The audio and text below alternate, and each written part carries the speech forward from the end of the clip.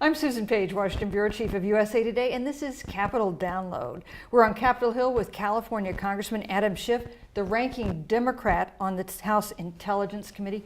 Thanks so much for joining us. It's great to be with you. We've seen reports in the past few days, including in the Washington Post, that Russia is behind cyber warfare directed at our presidential election. I know this is something you track for your role on the Intelligence Committee. Do you think Moscow is trying to meddle in our election?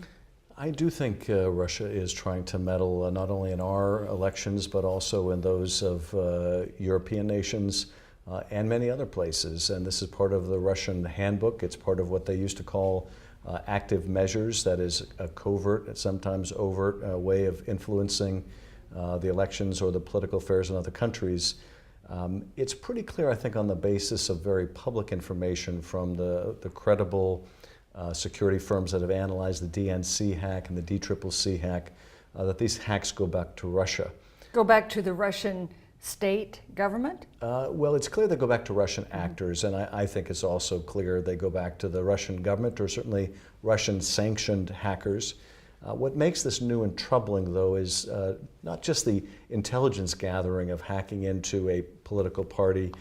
In this day and age, you might expect that to take place, but the attempt to interfere with the election process by dumping information in an effort, I think, to be disruptive, to sow discord in the United States, to cause people to question both the fairness of elections and maybe even the election results, as well as to potentially tip things in the direction of a favored candidate by the Kremlin. That is a wholly new and unprecedented level of interference and ought to be disturbing to every American. So one goal of Russia might be just to make our elections, people have less faith in our elections, to make the election, to disrupt the elections. What about this idea that they might favor a candidate? Do you think that the Russian government wants Donald Trump to win because they're dumping information that has been damaging to Democrats? Absolutely. They would be crazy not to want Donald Trump to win. And Putin could barely conceal, I think, his sort of Cheshire cat smile when he was asked about this recently. And he said, we shouldn't focus on who did the hack. We should just be concerned that the information come out, as if he's a champion of Bernie Sanders in the nomination between Sanders and Clinton.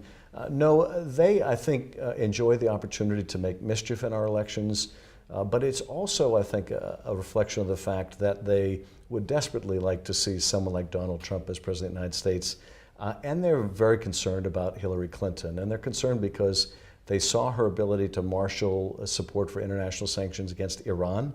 They know that she'll maintain sanctions against Russia over its invasion of Ukraine, and at the same time they see Donald Trump belittling NATO. They see him saying that he might recognize the illegal annexation of Crimea and that he might favor doing away with sanctions on Russia. So what's not to like for Putin?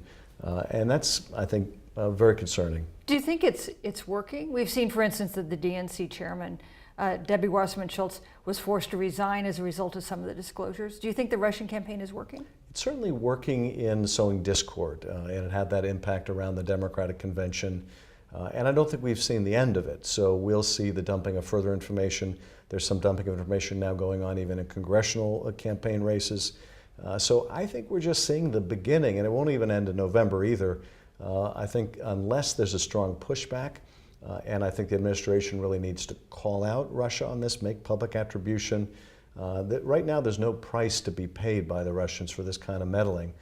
And I think we also need to consolidate our response with that of our allies who are similarly being interfered with by the Russians. Do you think there are cases where Russia is meddling in elections in our electoral process that we don't understand, that we don't realize? It's very possible. And the concerning factor in terms of the November elections is we know they have the capability to hack into some of our state Secretary of State's offices. We know at least 2 states have been the subject of hacking already. So the question is not whether they have the ability, only whether they have the will to do it. And right now, because they paid so little price for the hack of the DNC and the DCCC, there's little to deter them. I think naming them and shaming them is probably the best deterrent that we could have, along with sanctions, if those can be achieved.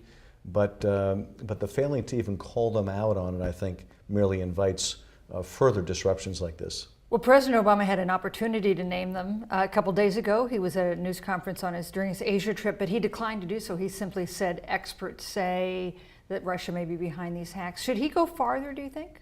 I think he should. What should he say? And I think he should say, I've examined the evidence, I've talked to the intelligence community about this, I'm convinced that the Russians are behind several hackings of our political institutions. This has got to stop. Americans are not going to respond well to meddling in our elections, and we intend to work strongly with our allies to counter this. We don't want to engage ourselves in a response by hacking the Russians and trying to interfere in the elections to the degree that the Russians still have any free elections, which is questionable and more so every day.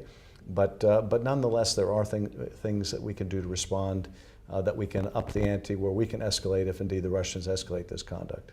So we could name them. We could say we believe the Russian government is behind these hacks.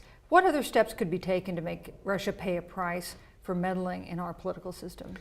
There are a number of things the administration can do, and we've seen some of these steps taken in other cyber cases.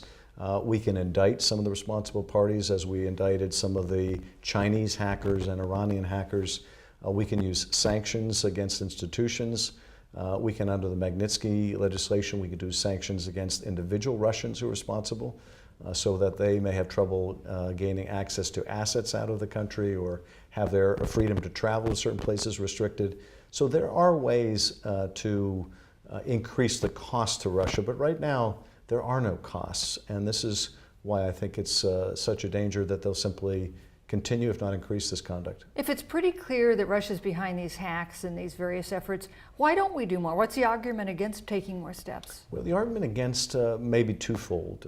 It may be, here Secretary Kerry has been trying to work with Lavrov of Russia to reach an agreement on Syria, and he may be concerned about the impact that naming and shaming Russia on the cyber hacks will have on those negotiations.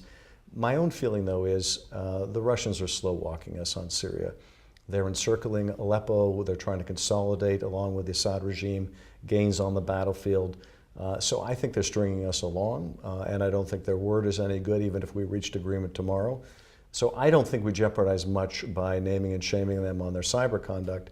I also think that in the future, if the Russians ever decide that it's in their interest to enter into some agreement, binding agreement with us on Syria, they'll do it regardless of what we say about their cyber conduct. The other factor, though, the administration may be considering is, would it look too political for them to come in and say the Russians are hacking, they're trying to influence our political process? Would they be considered, or would it give the appearance they were trying to tip the scales for Hillary Clinton? I don't think that concern over the appearance ought to outweigh the fact that the American people really have a right to know and a need to know if an adversarial power is trying to tip the scales of an American election. Congressman Adam Schiff, thanks so much for joining us on Capitol Download. Thank you.